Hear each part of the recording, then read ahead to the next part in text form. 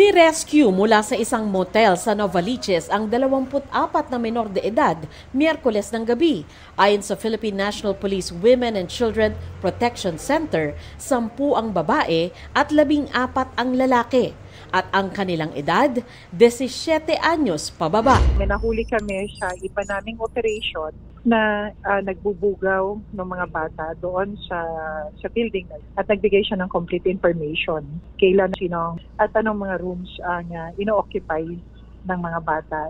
Iniimbestigahan na raw ng PNP ang motel sa Novaliches at may mga sinusundan na ring lead tungkol sa mga bugaw. Sa ngayon, hindi pa namin masabi na organized o syndicated yung setup nila, pero malaki ang nakikita namin.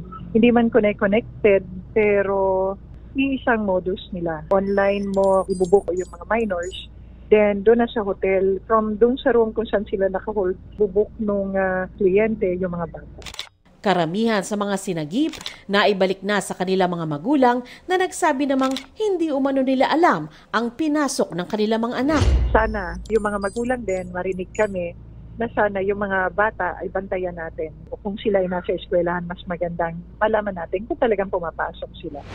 Ang Department of Social Welfare and Development tutulong daw sa pag-monitor ng mga menor de edad para tulungan silang makawala sa sistema. May mga ina-assign tayo ng mga social workers who act as case managers para nababantayan yung mga bata. Nagsasagawa tayo ng home visitation so that, again, unang-una kinakailangan nating malaman ano ba yung dahilan, what is the root cause, so that the appropriate interventions will be given not only to the individual but also doon sa kanyang immediate family.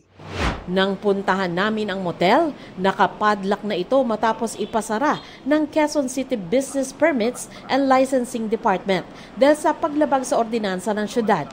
Bukod sa pagpapapasok ng mga menor de edad sa naturang establishmento, hinayaan din daw na uminom ng alak ang mga ito sa motel.